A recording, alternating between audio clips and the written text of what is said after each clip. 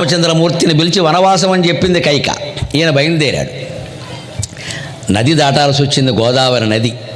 ఇక్కడ అద్భుతమైన కల్పన చేసింది మొల్ల.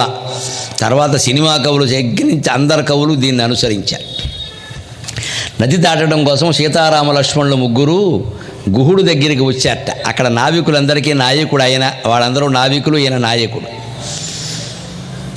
గుహుడు హడావిడిగా వాళ్ళ ఆవిడ్ని పిలిచి ఇతర సేవకుల్ని పిలిచి నీళ్లు పట్టుకురండి అన్నట్టు. ఏదో అతిథి కాళ్ళు గడగడం మర్యాద మంచిదే, పైగా అన్నట్టు చమత్కారంగా ఈయన కాళ్ళు గడగడం భక్తితో కాదండి, నేను భయంతో కడుగుతున్నాను అన్నట్టు. గుహుడు రామచంద్రమూర్తి పాదాలు గడుగుతుంటే ఆ భక్తికి రామచంద్రమూర్తి తన్మయుడై ఏమిటయ్యా గుహుడు, నువ్వు ఎక్కడో ఒక జాతి నాయకుడివి, నువ్వు నా కాళ్ళు గడగడం ఏమిటయ్యా. రాముని యొక్క విశాల హృదయం ఎటువంటిదంటే గుహుణ్ణి తన మిత్రుడుగా భావించి కౌగులించుకున్నాడండి. ఎక్కడ ఆయన గిరిజనుడు కానీ ఆటవికుడు అని కానీ నావికుడు కానీ తక్కువ చేసి చేయాల. నాతో సమానమైన రాజువి, అయోధ్యకు నేను రాజునైతే నువ్వు ఈ ప్రాంతానికి నువ్వు రాజువి, మనం సమస్కంధులం, పైగా నా రాజ్యాన్ని నేను కోల్పోయాను, నీ రాజ్యంలో నువ్వు ఉన్నావు, నాకంటే నువ్వే గొప్పవాడు అని నమస్కారం చేశాడు. రామచంద్రమూర్తి సంస్కారం అటువంటిది. నావికుడు ఆ నదీ తీరంలో ఉండేటువంటి గుహుడికి నమస్కారం చేశాడు. ఆ గుహుడు వచ్చి కాళ్ళు కడుగుతాడు, వద్దు అన్నాడు. అప్పుడు గుహుడు మాట్లాడాడు, నాయనా నీ మీద ప్రేమతో కాదయా, భయపడి చస్తున్నా, అందుకని నీ కాళ్ళు కడుగుతున్నాడు. అదేమిటి భయంతో నా కాళ్ళు కడగడం ఏమిటంటే, సుడుగొని రామపాదములు సోకిన ధూళి వహించి రాయి ఏర్పడ ఒక కాంత అయ్యనట. అద్భుతమైన సమాధానం చెప్పాడు గుహుడు, పరమభక్తి సామ్రాజ్యానికి చక్రవర్తి. సుడుగొని రామపాదములు సోకిన ధూళి వహించి రాయి ఏర్పడ ఒక కాంత అయ్యనట. పన్నుగనీతని పాదరేణువు ఈయడ వడి నోడ సోక ఇది యమగునోయని. పన్నుగనీతని పాదరేణువు ఈయడవడి నోడ సోక ఇది యమగునోయని. సంశయాత్ముడై కడిగెగుకొండు రామపద కంజయుగమ్ము భయము పెంపునన్. శ్రీరాఘవం దశరథాత్మజమ ప్రమేయం సీతాపతిం రఘుకులన్వయరత్నదీపం ఆజానుబాహుం అరవింద దళాయతాక్షం రామం నిశాచర వినాశకరం నమామి. ఒక్కొక్కరి భక్తి సంపద ఒక్కోలా ఉంటుంది. కన్నప్ప భక్తి సంపద వేరు, గుహుడు భక్తి సంపద వేరు. ఇక్కడ రాముడే ఆశ్చర్యపోయేట్టుగా ఏం మాట్లాడుతున్నా అంటే, బాబోయ్ నీ కాళ్ళు గడకపోతే ప్రమాదం అయ్యా, నేను భక్తితో గడగడం లేదు, భయంతో గడుగుతున్నా అన్నాడు. అదేమిటయ్యా అంటే, సుడుగొని రామపాదములు సోకిన ధూళి వహించి రాయి ఏర్పడ ఒక కాంత అయ్యనట. నీ గురించి విన్నాను నాయనా. అడుగకుండగముని ఆశ్రమమునకేగి రాతి నాతి నిజేయు రమ్యపాదము. నీ కాలు సామాన్యమైంది కాదు నాయన. అహల్య ఆశ్రమానికి వెళ్ళావుట, ఆవిడ బండరాయి ఉందుట, ఆ రాతికి నీ పాదధూళి తగలగానే స్త్రీగా మారిందిట. కొంపదీసి నా నావలో ఉన్నవన్నీ రాళ్లే ఉన్నాయి, ఓడంటే కొయ్యలతోనూ రాళ్లతోనూ చేస్తారయ్యా, నువ్వు ఇక్కడ కాలు పెట్టావంటే ఈ రాళ్ళన్నీ జవరాళ్ళు అయితే మా ఆవిడ నాకు విడాకులు ఇచ్చేయదా అన్నట్టు. అంత అందమైన భావన చేసింది మొల్ల తల్లి. ఏమండి ఆవిడ వితంతువో సతంతువో మనకెందుకండి, మహాకవులతో సమానమైన స్థానం అండి ఆవిడ. మనుషుల్ని గౌరవించడానికి ఎంతసేపు పెళ్ళి అయిందా ఈ మాటలు కాదమ్మా. ముఖ్యంగా మహిళల విషయంలో మగవారి దృష్టి మార్చుకోకపోతే సమాజం చైతన్యవంతం కాదండి. భర్త ఉన్నాడా లేడా, ఆవిడకి విడాకులు అయ్యాయా, ఆవిడకి పిల్లలు ఉన్నారా లేదా, ఈ గొడవలోకి వెళ్ళకండి. స్త్రీ అంతే. వితంతువుకు వేరే గౌరవం, సతంతువుకు వేరే గౌరవం ఉండదండి. అందరు మహిళల్ని ఒకే పద్ధతిలో గౌరవించవలసింది. అదే మన సంప్రదాయం. అందుకని ఇక్కడ ఏమంటున్నాడంటే ఆయన సరదాకి, అలాగే నీ కాలి ధూళిషోకి ఎక్కడో రాయి ఆడదయిందట. మరి నా పడవ అంటే సాధారణంగా రాళ్లతోనూ కొయ్య ముక్కలతోనూ చేస్తారు కదా.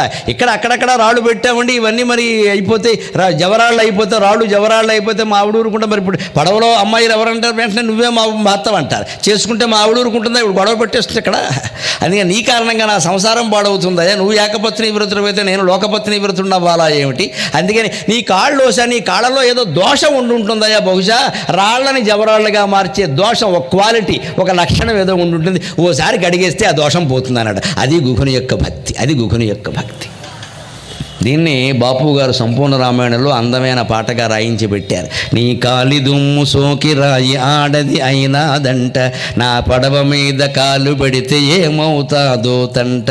నీ కాలి దుమ్ము సోకి రాయి ఆడది అయినాదంట, నా పడవ మీద కాలు పెడితే ఏమవుతాదో తంట. దయచూపి ఒక్కసారి కాళ్ళు గడగనీయమంట, మూడు మూర్తుల నువ్వు నారాయణమూర్తి వంట. రామయ్య తండ్రి ఓ రామయ్య తండ్రి. ఇదండి పాట. ఎంత అద్భుతంగా రాశాడు ఆ కవి. సినిమా అంటే ఎలాగండి, ఎంత అద్భుతమైన కవులు ఉన్నారండి సినిమా రంగంలో. వేదాన్ని మించి ఆకర్షించే పాట అండి ఇది. వేదాన్ని మించి ఆకర్షించే పాట. కవిత్వాన్ని గౌరవించడానికి శ్రీనాథుడా సినిమా కవి అని ఆలోచించకూడదు. ఎవరైనా ఒకటే, కవిత్వం కవిత్వమే. ఎంత సులభంగా, పైగా మొల్ల చెప్పిన పద్యం కంటే ఇంకా సుఖంగా చెప్పాడు సినిమా పాటలో. దాన్ని ఈవిడ పద్యంలో అంటే మొట్టమొదటిసారి ఆ భావన చేసింది ఆవిడ. అధ్యాత్మ రామాయణంలో ఎక్కడో ఉందంటారు కానీ ఇది ఈవిడ చేసిన కల్పన భావన. అలాగ అందమైనటువంటి భావాలతో మొల్ల రామాయణాన్ని రచించింది. ఇప్పుడు ఇంకో అద్భుతమైన భావన చెబుతాను. తర్వాత శూర్పణఖ పరాభవం అన్నీ జరిగే మనకు తెలుసున్నది. శూర్పణఖ రావణాసురుని రెచ్చగొట్టింది. లోకంలో స్త్రీ పురుషుల మధ్యలో వ్యవహారాలు నడిచినప్పుడు అండి, కామ వ్యవహారాలు, పురుషులు ఎంత దుర్మార్గంగా వ్యవహరిస్తారో స్త్రీలు అంతే దుర్మార్గంగా వ్యవహరిస్తారని ఇందులో ఏమీ సందేహించాల్సిన అవసరం లేదు. కామవాంఛ మనస్సులో కలిగింది అంటే పురుషుడు తన సంసారాన్ని నాశనం చేసుకున్నట్టే అవతల సంసారాన్ని నాశనం చేయాలని చూసినట్టు స్త్రీ అయినా అంతే. కామవాంఛకి ఏమీ తేడా లేదు అక్కడ. స్త్రీలు ఏదో సున్నితంగా వ్యవహరిస్తారని కూడా పొరపాటు. శూర్పణఖే లెక్క. రాముడిని కామించింది ఆవిడ, ప్రేమించలేదు కామించింది అనడానికి ఉదాహరణ ఏమిటంటే, రాముడు సరదాకి నేను పెళ్ళైన వాడిని, మా తమ్ముడు ఖాళీగా ఉన్నాడు, వాడి దగ్గరికి వెళ్ళమంటే వెళ్ళిపోయింది. దీన్ని ఏమంటారు? ప్రేమ అంటారా, కామం అంటారా? ఖాళీగా ఉన్న దగ్గర వెళ్ళిపోవడమే. నేను నీకోసం వచ్చానని చెప్పాలి కదా కనీసం. అప్పుడు లక్ష్మణుడు నా దగ్గరికి వస్తే ముక్కు కోసేస్తానని జాగ్రత్త అని చెప్పాడు ఆయన. దాంతో మళ్ళీ సీతాదేవిని చూసి, అసలు నువ్వు బతుకుండబట్టే నన్ను నేను పెళ్లి చేసుకోవట్లేదు, నిన్ను చంపేస్తే చేసుకుంటాను, సీతాదేవి మీదకి దూకిందమ్మా. అప్పుడు రాముడు పిలిచి, అబ్బాయి లక్ష్మణ, మన రాజ్య లక్షణం ప్రకారం విపరీత కామవాంఛతో ఉన్నటువంటి స్త్రీకి ఏ శిక్ష వేస్తారో ఆ శిక్ష వేయంటే అప్పటి ధర్మశాస్త్రం ప్రకారమే ముక్కు చెవులు కోశారు. వ్యాఖ్యానాలు చేయవలసిన అవసరమే లేదు. రాముడు నిర్దయుడు అని ధర్మశాస్త్రం ప్రకారం వేశాడు ఆయన. అందుకే ముక్కు చెవులు కోశారు. ఈవిడేం చేసింది? తిన్నగా ఉండక, మరి ఏమంటే భార్య ప్రాణాలు తీయడానికి వస్తుంటే భర్త గారు ఊరుకుంటాడండి? దయచేసి నీ మనస్సు మార్చుకో అని సైకాలజిస్ట్ని పిలిపిస్తాడు. ఎక్కడ మారతారు అలాగా? గోమె కొట్టి బయటికి పంపక. అక్కడ శూర్పణఖ రెచ్చిపోయి ఏం చేసి, సరిగ్గా ఆడది కక్ష కడితే, మొగాడైనా అంతే, మరి స్త్రీ అయితే కక్ష కట్టి ఏం చేసింది? ఏమైనా సరే సీతాదేవికి అవమానం జరగాలి అని రావణాసుడి దగ్గరికి వెళ్ళింది. అన్నగారే కదా. అక్కడికి వెళ్ళి సీతాదేవి సౌందర్యాన్ని వర్ణించి చెప్పింది. తనకి జరిగిన అవమానం కంటే సీతాదేవి సౌందర్యాన్ని ఎక్కువ వర్ణించి చెప్పి ఆయన రెచ్చగొట్టి పారేసిందండి. ఇది కక్షగా ఉన్నవాళ్ళు చేసే పని. మగాళ్ళైనా ఆడాళ్ళైనా అసలు ఉద్దేశం పక్కనెట్టేస్తారు. అవతల వాడు ఏం చెబితే లొంగుతాడో అది మాట్లాడతాడు. రావణాసురుడికి 100 బలాలు ఉన్నాయి. అందులో ఉండే బలహీనత స్త్రీ వ్యామోహం. అందమైన ఆడది కనపడితే వాడికి ఒళ్ళు తెలియదు. ఇంకా వారు ఎవరి భార్య ఎవరి తల్లి ఏమీ ఆలోచించడు. వాడికి బుద్ధి చెప్పినవాడు వాలి ఒక్కడే. అక్కడికి వెళ్ళి కూడా వెధవేషాలు వేస్తే తీసుకెళ్ళి చెతకోటి జైల్లో బారేశాడు. ఏడాది జైల్లో ఉంచాడు వాలి రావణాసురుడిని. వాలి అంత బలవంతుడు. ఏడాది చచ్చినట్టు వాడితో ఒప్పందం చేసుకున్నాడు. ఏమిటో తెలుసా? సిగ్గుమాలనే ఒప్పందం. రామాయణంలో కూడా ఉంటుంది సిగ్గుమాలనే ఒప్పందం. నా భార్య నీ భార్య అనుకో, నా పిల్లలు నీ పిల్లలు అనుకో, నా పిల్లలు నా రాజ్యం నీ రాజ్యం అనుకుంటే నోరు మోసుకుపో వెధవా అని వదిలేశాడు వాలి. అంత దుర్మార్గంగా మాట్లాడాడు రావణాసురుడు. వదిలిపెట్టడం కోసం నా భార్య నీ భార్య అనుకో అని చెప్పేశాడు. ఇప్పుడు పెద్ద పరాక్రమవంతులను వర్ణిస్తారు. ఏమిటో అర్థం కాదు. రామాయణం చదివితే తెలుస్తుంది. పరమహీనంగా ప్రవర్తించాడు రావణాసురుడు చాలా సందర్భాల్లో. విలనే అనవసరంగా వాడిని మనం హీరో చేయక్కలేదు. ఆ ప్రవర్తనలో సైతం నాయకుడు ఎవరంటే రామచంద్రమూర్తి, అనుమానమే లేదు ఆ విషయంలో. అందుకని శూర్పణఖ వెళ్ళి రెచ్చగొట్టి వర్ణిస్తోంది ఆ విషయం. రావణ, నాకు జరిగిన అవమానం పక్కన పెట్టవయ్యా. నేనేమైనా అందంగా ఉండి చస్తే కదా ముక్కు చెవులు కోశారని ఏడవడానికి, వదిలేసి. ఆ విషయం పెద్ద విషయం కాదు. కానీ నీ జీవితంలో నువ్వు సీతాదేవిని పొందలేకపోతే ప్రపంచం అంతా కోల్పోయినట్టే లెక్క. నీకెంత సామ్రాజ్యం ఉన్నా సరే. నువ్వు కైలాసపతిని ఓడించావు, ఇంద్రుణ్ణి ఓడించావు, ఏదో కైలాసం పైకి ఎత్తావు, ఇవన్నీ అనవసరమైన వ్యవహారాలు. ఆవిడ సౌందర్యం ఎంత గొప్పది అంటే, షట్పదంబుల పైకి సంపెంగ పువ్వుల మహాకవయిత్రి మొల్ల ఆంధ్ర సాహిత్యంలోనే ఎవరూ చెప్పనంత అపూర్వమైన పద్యాన్ని చెబుతోంది సీతాదేవి అవయవ వర్ణన విషయంలో. ఇదివరకు ఎవ్వరూ ఈ రకమైన శిల్ప నైపుణ్యతో స్త్రీ సౌందర్య వర్ణన చేయలేదు. పరమ సభ్యంగా, పరమ సుశీలంగా, అంతే సుందరంగా చేసింది ఆ వర్ణన.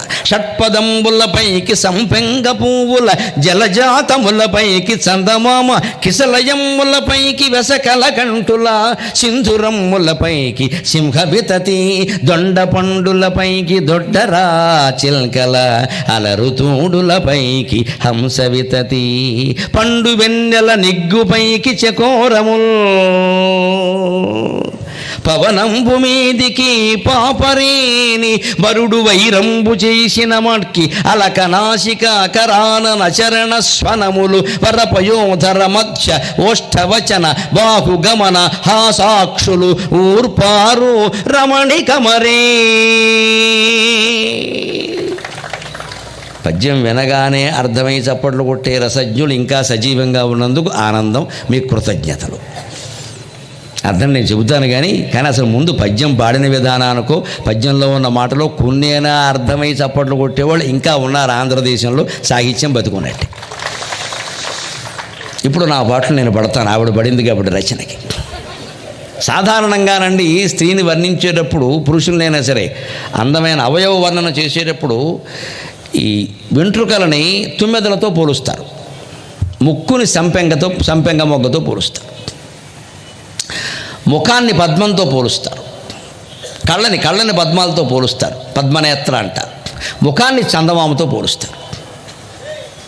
మొల్ల ఎంత తత్వాన్ని ఇమిడించింది కవిత్వంలో అంటే, అసలు ఈ వర్ణనలు మీరు గమనించండి. ఉపమానాలు కవులు చెప్పేవి ఒకదానికొకటి వ్యతిరేకంగా ఉంటాయి. వీటన్నిటినీ ఆ పోలికల కింద పెట్టారు ఏమిటి అంటుంది ఆవిడ. ఒకదానికొకటి వ్యతిరేకం. కవులు స్త్రీలను కానీ పురుషుల్ని కానీ వర్ణించడానికి ఏ పదార్థాలు, లోకంలో ఉండే పదార్థాలు వాడతారో అవి ఒకదానికొకటి వ్యతిరేకం. షట్పదంబులపైకి సంపెంగ పువ్వుల, ఆనన అకర అలక నాసిక. సీతాదేవి యొక్క ముంగురులు ఎలా ఉన్నాయంటే తుమ్మెదలా ఉన్నాయట. ముక్కు ఎలా ఉందంటే నాసిక సంపెంగ మొగ్గలా ఉందట. సంపెంగ లాంటి ముక్కు, కోటేరు లాంటి ముక్కు అంటారు. ఎన్టీ రామారావు గారి ముక్కు లాంటిదని నేను ఇంతవరకు చూడలే. ₹1,00,00,000 ఇవ్వచ్చు ఆ ముక్కుకి. ముక్కు అంత అందంగా ఉంటుంది. కోటేరు లాంటి ముక్కు అంటే అది లెక్క. అందమైన ముక్కు అది చాలా. అందుకే ఆయన దేవతాపాత్రలకి బ్రహ్మాండంగా నప్పించాడు. ఇంక తిరుగులేదు. ఇంక అలా ఉండాలి. ఆ ఒడ్డు పొడుగు, ఆ ముక్కు, ఆ ధోరణ అలా ఉండాలి. అంతే. అది నప్పిస్తుంది నాకు. అందుకోసం పుట్టాడు అన్నట్టుగా ఉంటాయి సినిమాలన్నీ. ముంగురులు తుమ్మెదలతో పోలుస్తారు, ముక్కుని సంపెంగ మొగ్గతో పోలుస్తారు. కానీ ఆశ్చర్యం ఏంటంటే తుమ్మెదలకి సంపెంగలకి పడదు. తుమ్మెద అన్ని పువ్వుల మీద వాలుతుంది. పొరపాటుని సంపెంగ పువ్వు మీద వాలిందంటే చచ్చిపోతుంది. అందుకే సంపెంగ జోలికి వెళ్ళదు. ఎందుకంటే సంపెంగ సుగంధపు ఘాటు ఉందే, అది మనకి బాగుంటుంది, దానికి విషం అది. అంటే లోకంలో ప్రతిదీ కూడా కొందరికి బాగుంటే కొందరికి బాగుండదు. మనం అర్థం చేసుకోవాలి. మనకి బాగుంది కాబట్టి అది గొప్పది అనద్దు. ఈ కూర ఎలా తింటారు దరిద్రం అనద్దు. తినేవాళ్ళు చాలామంది ఉన్నారమ్మా. నీకు నచ్చకపోతే వదిలేయి. అలాంటి వ్యాఖ్యానాలు చేయకూడదు. మనకు నచ్చదని చెప్పండి, అంతవరకే. ఇవే తగాదాలు పెంచేస్తాయి ఇంట్లో. వాళ్ళు కట్టుకునే బట్టలు వాళ్ళకి బాగున్నాయి, మనకి బాగోకపోవచ్చు. మనం వేరే కట్టుకుందాం. వాళ్ళు కట్టుకుని వాళ్ళకి బాగున్నాయి, అంతే. మన వ్యాఖ్యానం వద్దు అక్కడ.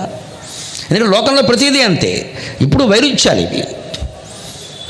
సంపెంగ పువ్వు ముక్కుని సంపెంగ పువ్వుతో పోలుస్తున్నారు. ముంగురులు తుమ్మెదలతో పోలుస్తారు. తుమ్మెదలకి సంపెంగలకి పడదు. ఇంకోటి జలజాతములపైకి చందమామ. కళ్ళని పద్మాలతో పోలుస్తారు. అలక నాసిక అకరానన చేతులని పద్మాలతో పోలుస్తారు. జనక్య కమలామలంజలి పుటేయ పద్మరాగాయితాక. తలంబ్రాల శ్లోకం మనం శుభలేఖల మీద వేస్తూ ఉంటాం. అమ్మవారు సీతాదేవి తలంబ్రాలు తన చేతుల్లోకి తీసుకోగానే ఎర్రగా మారిపోయాడు. ముత్యాలు తెల్లగా ఉంటాయి, అవి పారదర్శకం. ఏ రంగు కింద ఏ రంగు ఉంటే ఆ రంగు వస్తుంది. ఎందుకు మారాయి? అమ్మవారి చేతులు ఎర్రగా ఉన్నాయమ్మా. లక్ష్మీదేవి చేతులు ఎర్రగా ఉండకుండా ఎలా ఉంటాయి? ఎర్రగా ఉన్నాయి, అందుకని ఎర్రగా మారాయి. బాగుంది కదా.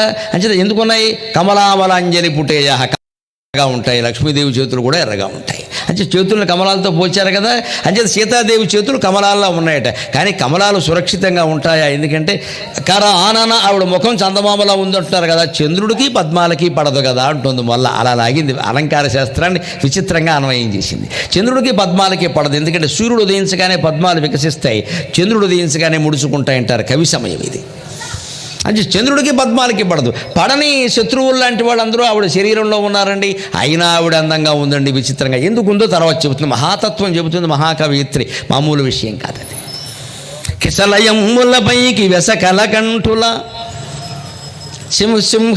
సింధురమ్ములపైకి సింహ వితతి అలకనాసిక కరానన చరణస్వనములు. సీతాదేవి యొక్క పాదాల కిసలయాలు చిగురాకుల్లో ఉన్నాయట.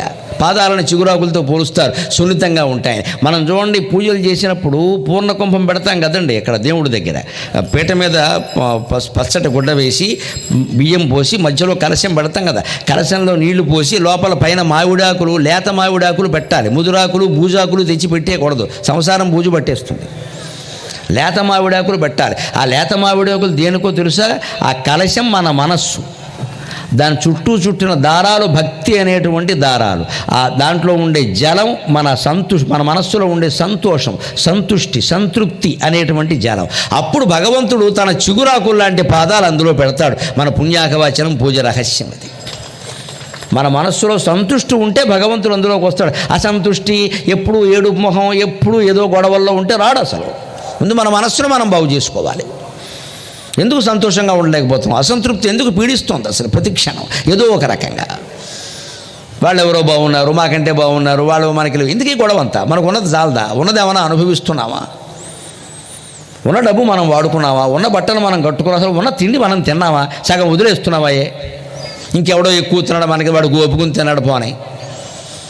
ఈ సంతుష్టి మనస్సులో ఉంటే భగవంతుడు ఆ భక్తుని మనస్సులో పాదాలు పెడతాడు. అందుకే మనం పుణ్యాకవాచన కలశంలో చిగురాకులు పెడతాం. చిగురాకులు భగవత్పాదాలకి ప్రత్యేక. ఇగో మొల్ల ఇక్కడ సీతాదేవి పాదాలను చిగురాకులతో పొలుస్తుంది. సీతాదేవి అంటే అమ్మవారు దేవుడే కదా. కిసలయంబులపైకి వెస కలకంఠుల, ఆవిడ కంఠస్వనం ఎలా ఉంది అంటే కంఠధ్వని కలకంఠులు, కోకిల పాడినట్టుగా ఉంది. కానీ చిత్రం ఏంటంటే ఈ చిగురాకులే కోకిలకి ఆహారం. కోకిలకి చిగురాకులు కోకిల శత్రువు. కానీ ఆ శత్రువుడైన చిగురాకులు కోకిలలు అమ్మవారి శరీరంలో ఇముడిపోయాయి. చిగురాకులేమో పాదాలుగా ఇముడిపోయాయి, కోకిలలేమో కంఠస్వరంలో ఇముడిపోయాయి. అంటే శత్రువులను కూడా, పరస్పర శత్రువులను కూడా తన దగ్గర ఇముడించుకోగలిగిన శక్తి ఉందన్నమాట అమ్మవారికి. దొండ పండులపైకి కిసలయంబులపైకి వెస కలకంఠుల సింధురంబులపైకి సింహ వితతి. ఆవిడ వక్షస్థలం ఏనుగు కుంభస్థలంలా ఉందిట, కానీ ఆవిడ నడుము సింహంలా ఉందిట. ఏనుగులకి సింహానికి పడదు. ఈ వక్షస్థలం ఏనుగు కుంభస్థలంలా ఉందిట, ఈ నడుమేమో సింహంలా ఉందిట. ఏనుగులకి సింహానికి పడదు. ఏనుగు కనపడితే సింహం ముఖం చీల్చేస్తుంది వెంటనే. కానీ పరస్పరం పడనటువంటి సింహం, ఏనుగు అమ్మవారి శరీరంలో ఇముడిపోగలిగాయి. దొండ పండులపైకి దొడ్డరా చిల్కల, ఆవిడ పెదవులు దొండ పండులా ఉన్నాయిట, అలాగే ఉంటాయి సహజంగా. దొడ్డ రాచిల్కల చరణ స్వనములు వరపయోధర మధ్య ఓష్ఠ వచన. అమ్మవారి పెదవులు దొండపొడిలో ఉన్నాయి. ఆవిడ మాట్లాడితే చిలక పలుకుల్లో ఉన్నాయి. చిలక పలికితే ఎంత ముద్దుగా పలుకుతుంది. అంచేత పలుకులు చిలకల్లా ఉన్నాయి, పెదవులు దొండపండులా ఉన్నాయి. కానీ దొండపండుకి చిలక్కి పడదు. చిలక దొండపండు కనిపించిందంటే పొడుచు తినేస్తుంది. దొండపండు చిలక ఆహారం. పైగా పెదవులు మాట రెండు దగ్గరగా ఉంటాయి. పలుకేమో చిలకలా ఉంది, పెదవేమో దొండపండులా ఉంది. మరి చిలక నిజంగా ఇక్కడ ఉంటే, పలుకు కనుక దొండపండు అయితే, చిలక అయితే ఆ చిలక దొండపండుని తినేయిద్దా? పరస్పరం శత్రువులు. కానీ అమ్మవారి శరీరంలో అన్నీ కలిసిపోయాయి. దొండ పండులపైకి దొడ్డరా చిల్కల అలరుదూడులపైకి హంస వితతి. అమ్మవారి యొక్క బాహువులు లేత తామర తూళ్ళులా ఉన్నాయట. అమ్మవారి నడక హంస గమనంలా ఉంది. హంస నడుస్తున్నట్టుగా, కలహంస నడిచినట్టుగా నడుస్తుంది. కానీ ఆశ్చర్యం ఏంటంటే కలహంసలు తామర తూళ్ళు తిని బతుకుతాయి. ఈ రెండు శత్రువులు. అయినా సీతాదేవి శరీరంలో ఇముడిపోగలిగాయి. ఇంకో మాట, పండు వెన్నెల నిగ్గుపైకి చకోరములు. సీతాదేవి నవ్వితే పండు వెన్నెల విరిసినట్టుగా ఉంటుందట. ఆ వెన్నెలకి వ్యతిరేకమైనటువంటి చకోర పక్షి, చకోరం వెన్నెలను సేవించి బతుకుతుంది, చాతకం వాననీళ్లు సేవించి బతుకుతుంది, చక్రవాకం సూర్యకిరణాలు సేవించి బతుకుతుంది. సేవిస్తోంది అంటే మింగేయడమేగా, మింగేయడం అంటే శత్రువేగా. ఆ చకోరంలాగా ఉన్నాయట అవి హాసాక్షులు. ఆవిడ కళ్ళు చకోర పక్షుల్లా ఉన్నాయట, ఆవిడ నవ్వు వెన్నెలలా ఉందట. కానీ శత్రువులైనటువంటి చకోరము వెన్నెల ఒకచోట ఉండగలిగేయండి. పండు వెన్నెల నెగ్గు పైకి చకోరముల్ పవనంబు మీదికి పాపరేని. అమ్మవారి యొక్క ఊపిరి ఎలా ఉందంటే వాయుదేవుళ్ళ ఉందట. ఈ జగత్తుకే ఊపిరినిచ్చినటువంటి మహాశక్తి అండి సీతాదేవి. ఆవిడ ఆ ఊపిరి వాయుమండలంలో ఆశ్చర్యమైంది వాయువు. కానీ ఆ వాయువు దేనికి ఆహారం అంటే పాము. సరిగ్గా అమ్మవారి యొక్క శరీరంలో, మన శరీరంలో కూడా చూసుకుంటే తెలుస్తుంది, ఈ బొడ్డు దగ్గర నుంచి ఈ పై వరకు రోమరాజి ఉంటుందండి. నూగు వెంట్రుకలు ఉంటూ ఉంటాయి, చాలా నున్నగా. నిజానికి మనం ఏదైనా కాస్త ఓపిక ఉన్నప్పుడు సరదాకి దువ్వెన్న పెట్టి ఇటోసారి అనుకుంటే చాలా ఇలా కింది నుంచి పైకి ఒక చిన్న సన్నపాటి తాడులా ఉంటుందండి. అందుకని నల్లటి తాడులో ఉండి అసలు నల్లపూసల్లా కూడా ఉండి చాలా అందంగా ఉంటుంది. మనం ఎప్పుడు మన అందాలు గమనించాం. కర్మ ఏమిటంటే ఎవళ్ళ అందమో చూస్తూ కూర్చుంటాం. మన అందాలు మనం చూసుకోం. అసలు ఇంట్లో కూర్చుని దువ్వెన్న అందుకుని ఈ నాభి పైన ఈ గుండెల వరకు ఉండేటువంటి రోమరాజుని ఇటు ఇలాగా అనుకుని పైకి చూసుకుంటే మనమే మురిచిపోయి సెల్ఫీ తీసుకోవడం ఖాయం. ఇటువంటివి మనం గమనించాం. ఎవరి కోసమో బయటికి వెళ్ళి తగాదాలు తెచ్చుకుంటూ ఉంటాం. దాన్ని కవులు వర్ణిస్తారు. మీ శరీరంలో ఎన్ని అవయవాలు ఉన్నాయో మీరు గమనించండి. ఎందుకు ఆ బయటికి వెళ్ళి ఎడుస్తారు అస్తమానం? అందుకని ఇది పాములా ఉంటుంది. ఇక్కడి నుంచి ఎంతవరకు ఉండే సన్నపాటి పాము పిల్లలా ఉంటుందండి అలాగా. మరి వాయువుకి పాముకి శత్రుత్వం. ఎందుకంటే పాములు గాలి దీన్ని బతుకుతాయంటారు పురాణాల ప్రకారం. ఇలాగా ఎక్కడా శత్రువులైనటువంటి పోలికలు వస్తువులు అమ్మవారి శరీరంలో ఉన్నాయట. అది ఎలా ఉందట? మరుడు వైరంబు చేసిన మాట్కి మన్మధుడు కావాలనే శత్రువులను పట్టుకొచ్చి ఇప్పుడు శరీరంలో పెట్టాడేమో అన్నట్టుగా అలక నాసిక కరానన చరణ స్వనములు వరపయోధర మధ్య ఓష్ఠవచన వాగుగమన హాసాక్షులు ఊర్పారు రమణికమరే. ఇప్పుడు సంపూర్ణంగా రసజ్ఞతతో ఆనందించవచ్చు మీరు. ఇక్కడ మనం చెప్పుకోవలసిన తత్వం, ఈ పోలికల్ని ఇలా వర్ణించి ఇలా చెప్పిన వాళ్ళు మొల్ల తప్ప ఆంధ్ర సాహిత్యంలో మరొకరు లేరండి. ఇప్పటి వరకు నేను నా గ్రంథాలయంలో ఉన్నవే 1130 కావ్యాలు చదివాను. మా గ్రంథాలయంలో ఉన్నవి. ఇంకా వేరే పుస్తకాలన్నీ కలిపితే 4000 5000 అయి ఉంటాయి. తెలుగులో ఉండే సుమారుగా పద్యకావ్యాలన్నీ చదివిన అనుభవంతో చెబుతున్నా. ఇంత అందంగా ఈ పరస్పర శత్రువులు పోలికలుగా ఉన్నాయని చెప్పింది ఆంధ్ర సాహిత్యం మొత్తం మీద మొల్ల ఒక్కతే. అది కూడా కుమ్మరి మొల్ల. నేను మళ్ళీ చెబుతున్నా, కవిత్వం ఒక కులం సొత్తు కాదు, ఒక వర్గం సొత్తు కాదు, ఒక మతం సొత్తు కాదు. ఎవ్వరు ప్రయత్నించినా వస్తుంది. మీ పిల్లలు కవులు అయ్యేలా ఉంటే ప్రోత్సహించడం. కవిత్వం ఎందుకు పని లేక అని అనకండి, చచ్చిపోతారు వాళ్ళు అన్యాయంగా. కాంట్రాక్టులు చేసుకో. కవిత్వం ఎందుకు? దిక్కుమాలిన కాంట్రాక్టులు ఎవడైనా చేస్తాడు. కవిత్వం అందరూ రాస్తారా? కాంట్రాక్టు చేయడానికి పెద్ద అర్హత ఏం అక్కర్లేదు, నొక్కేసి ఓపుకుంటే చాలు. సిమెంట్లో ఇసుగాను రాళ్లలో పాళ్ళు కలిపేయగలిగితే కాంట్రాక్టులు చేయించమ్మా. కవిత్వం రాయాలంటే తపస్సు చేయాలి, కవిత్వాన్ని మెచ్చుకోవాలి, కవిత్వాన్ని ఆస్వాదించాలి. నేను ఆ కవిత్వం చెప్పడం కోసమే రెడ్డి గారు అడిగితే మొల రామాయణం పెట్టండి, దాని శక్తి ఏమిటో చూపిస్తానని చెప్పాను. మరొకరెవరు ఈ రామాయణం మీద ఇంతవరకు ఇలా 2 రోజులు మాట్లాడినట్టుగా నాకు తెలియదు. మాట్లాడుంటే ధన్యవాదాలే, ఖచ్చితంగా అనుమానమేం లే. కానీ నేను ఎందుకు ఎంచుకున్నానంటే తెలుగు కవిత్రుడు, తెలుగు కవిత్వం విశేషం తెలియాలి మనకి. ఇవాళ ఈ సాహిత్యం ఏది పిల్లలకి అందరూ అలా భాష అందకుండా అయిపోతుంది. ఇంకేం చేస్తాం? మంగళం రా శ్రీరామ అయిపోయినట్టే మొత్తం. ఇక్కడ ఈ కావ్యాలన్నీ పోయినట్టే తెలుగు భాష లేకపోతే. ఇది ఈ కావ్యాలను ఈ పోలికను మీరు గమనించండి. ఒక్క మాట చెప్పుకుని మనం ఇవాళకి సెలవు తీసుకుందాం. పరస్పర విరోధంతో ఉన్నవన్నీ అమ్మవారి శరీరంలో పోలికలుగా మొల్ల ఎందుకు వర్ణించింది అంటే, భగవంతుడు ఉన్న చోట, భగవద్భక్తి ఉన్న చోట శత్రువులు కూడా మిత్రులైపోతారు. అనుమానమేలా. అంచేత భగవద్భక్తి ఒక్కటి మన మనస్సులో ఉంటే ఎలా ఉంటుందయా ధూర్జుడు చెబుతాడు. ఆ పద్యం చెప్పుకుని మనం సెలవు తీసుకుందాం. పవి పుష్పంబగు అగ్ని మంచగు అకూపారంబు భూమి స్థలంబవు శత్రుండతి మిత్రుడవు విషము దివ్యాహారమౌను ఎన్నగా అవనీ మండలి లోపలన్ శివేత్యభాషణోల్లాసికిన్ శివ నీనామము సర్వవశ్యకరమౌ శ్రీకాళహస్తీశ్వర. భగవద్భక్తి మన మనస్సులో ఉంటే ఎవడైనా మన మీద పిడుగుబడిలా చేస్తే, వజ్రాయుధం వేస్తే అది పువ్వు అయిపోతుంది మన శిరస్సుకు అలంకారంగా. అగ్ని మంచుగు, అగ్నిలో మనం చిక్కుబడితే ఆస్ట్రేలియా చిక్కుబడినట్టుగా కార్చిచ్చులో ఉంటే మన పాలిటి మన వరకు భగవద్భక్తి ఉంది కాబట్టి అది మంచుగా మారుతుంది. అకూపారంబు భూమి స్థలంబు. ఎప్పుడైనా సముద్రంలో ప్రయాణం చేస్తూ ఓడలోంచి కిందకి పడిపోతే మన కోసం ఒక ద్వీపం కనిపిస్తుంది. అక్కడ భగవంతుడు ద్వీపం సృష్టిస్తాడు, నువ్వు రారా అబ్బాయి నేను కాపాడుతున్నా అని. శత్రున్నతి మిత్రుడు, ఎవరి మీద నా శత్రుత్వం ఉంటే నిరంతరం శత్రువుల గురించి ఆలోచించడం కంటే వాడి సంగతి దేవుడికి వదిలేయండి, దైవస్మరణ చేయండి.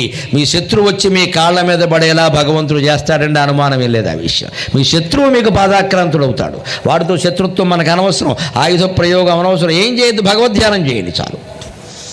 వాడు 3 రోజుల్లో ఇంటికి వచ్చేస్తాడు, అన్న నీతో అవసరం ఉందని. అయిపోయింది శత్రుత్వం ఎక్కడ ఇంకా.